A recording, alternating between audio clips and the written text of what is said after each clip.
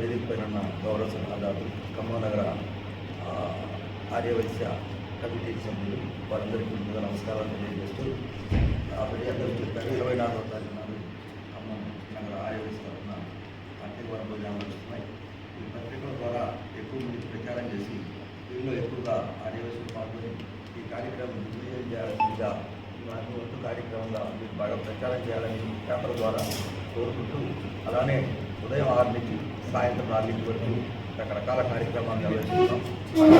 ఆ కార్యక్రమాల్లో కొంతమంది ఆర్యవైశ్య ప్రముఖులు కూడా సన్మానిస్తాం.